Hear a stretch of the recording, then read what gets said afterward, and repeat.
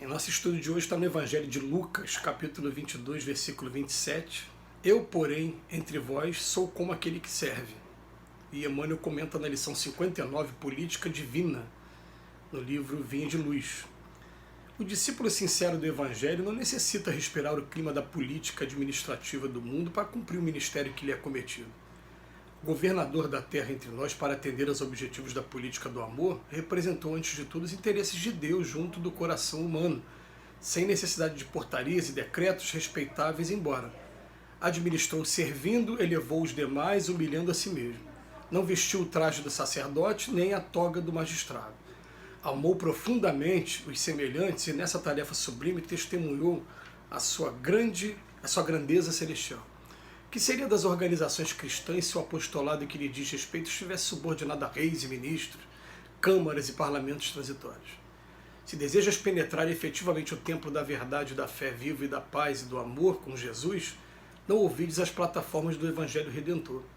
Ama a Deus sobre todas as coisas com todo o teu coração e entendimento, ama o próximo como a ti mesmo, cessa o egoísmo da animalidade primitiva, faz o bem aos que te fazem mal, abençoa os que te perseguem e caluniam, ora pela paz dos que te ferem, bendize os que te contrariam, o coração inclinado ao passado inferior, reparte as alegrias do teu espírito e os dons da tua vida com os menos afortunados e mais pobres do caminho, dissipa as trevas fazendo brilhar a tua luz, revela o amor que acalma as tempestades do ódio, mantém viva a chama da esperança onde sofre o fio do desalento, levanta os caídos, se a muleta benfeitora dos que se arrastam sobre as legiões morais, combate a ignorância acendendo lâmpadas de auxílio fraterno, sem golpes de crítica e sem gritos de condenação. Ama, compreende e perdoa sempre. Dependerás acaso dos decretos humanos para meter mãos à obra? Lembra-te, meu amigo, de que os administradores do mundo são, na maioria das vezes, veneráveis prepostos da sabedoria imortal, amparando os potenciais econômicos, passageiros e perecíveis do mundo. Todavia, não te esqueças das recomendações traçadas no Código da Vida Eterna, na execução das quais devemos edificar o reino divino dentro de nós mesmos. Eu, porém, entre vós sou como aquele que serve. Quando fala governador da terra, Emmanuel, em um de seus livros, que é o Caminho da Luz, ele fala que Jesus é o governador da terra. Traz uma nomenclatura diferente, né, de tantas outras. A gente fala que tem gente que fala que Jesus é Deus, tem gente que fala que Jesus é filho do Deus, tem gente que fala que Jesus é o Cristo, tem gente que fala que Jesus é o grande Buda. Em todo lugar fala-se alguma coisa. Emmanuel vem trazer uma informação a mais, em falar para a gente que ele é o governador desse planeta. Tá? E a frase inicial de Emmanuel, no texto, o discípulo sincero do Evangelho não necessita de estar envolvido com a política do mundo para cumprir o ministério que lhe é cometido. Aliás, a gente que vive aqui no Brasil, que é coração do mundo, pátria do Evangelho, sexto livro escrito por Chico Xavier, através de Humberto de Campos, logo no seu capítulo 2 tem um momento que o espírito Eliu fala o seguinte, fala que por conta de todo aquele movimento que estava acontecendo na Europa, pré-Primeira Guerra Mundial e Segunda Guerra Mundial, antes das guerras de 1914 e 1939, resolveram mudar a árvore do Evangelho para cá, para a América, para o Brasil.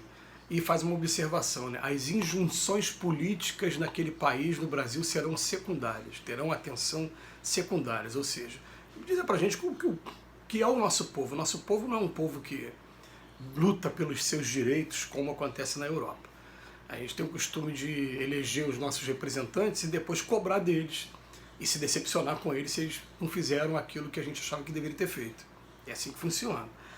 Mas o que acontece é que aqui, principalmente no Brasil, nós estamos encarnados aqui, trazemos uma parcela ainda muito pesada de culpas no campo da política, nas vezes anteriores em que tivemos essa oportunidade. Então, a grande maioria de nós, a gente está sendo convidado agora a rever os valores, aproveitar todo esse momento que a gente está tendo a companhia de Bezerra de Menezes, de Eurípides Barçanufo, de Chico Xavier, de Jesus Gonçalves, toda essa pleiade de espírito de Caibar Chútil.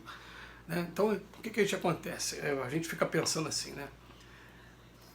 O governador da terra, ele não precisa se envolver com política. A gente vê que na doutrina espírita, Bezerra de Menezes foi político, Caio Bachuto foi político e Eurípides Barçanufo foi político. Três. Quando se tornaram espíritas de verdade, abandonaram a política e falaram, não, não é isso que eu quero para mim. Né?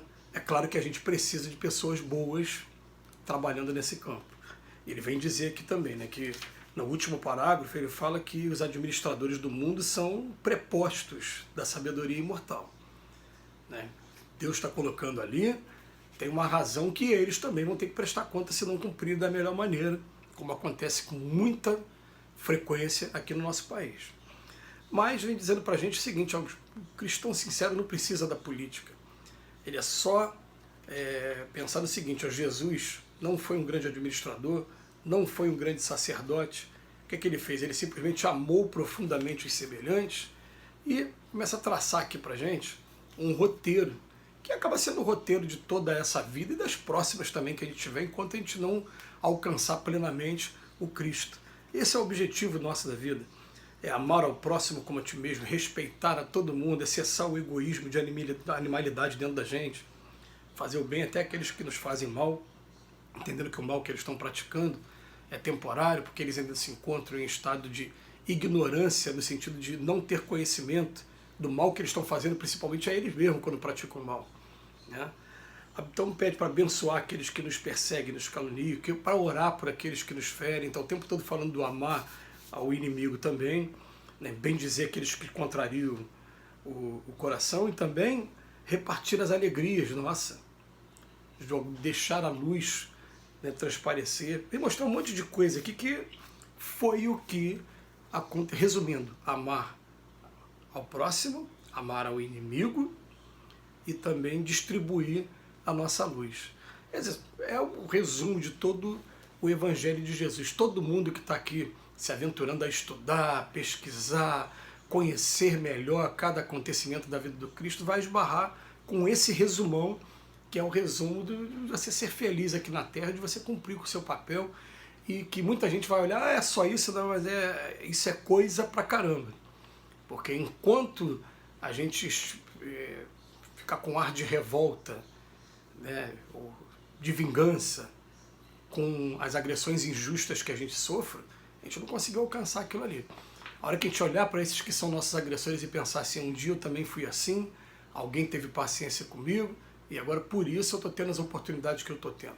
Aí a coisa começa a tomar um sentido legal, começa a ter um rumo legal, aí a nossa vida começa realmente a se afinizar com Cristo. Enquanto isso não aconteceu totalmente, então a gente ainda não conseguiu ainda essa aliança definitiva. Ele bola aqui pra gente, levanta os caídos, se a muleta benfeitora dos que se arrastam, combate a ignorância, principalmente, porque Leopoldo Machado tem uma frase maravilhosa.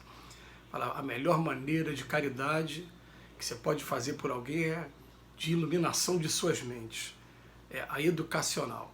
E para educar não precisa ser pedagogo, não, nem professor, não. Tá?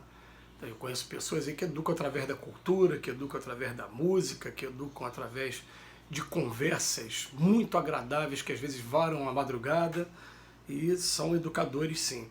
Então a gente começa a trazer para a gente o que é, na verdade, a figura do Cristo, governador do nosso planeta. Ele não precisou desempenhar cargo nenhum político, como realmente ele não desempenhou para fazer o que ele fez. Se tornou essa referência toda para toda a história da humanidade, divisor de águas. E vem falar para a gente aqui, ó, dependerás por acaso de decretos humanos para meter a mão na obra? Não, depende de cada um de nós. Ele fala para a gente assim, né, no final, né, não te esqueça das recomendações traçadas no Código da Vida Eterna, na execução das quais devemos edificar o reino divino dentro de nós mesmos.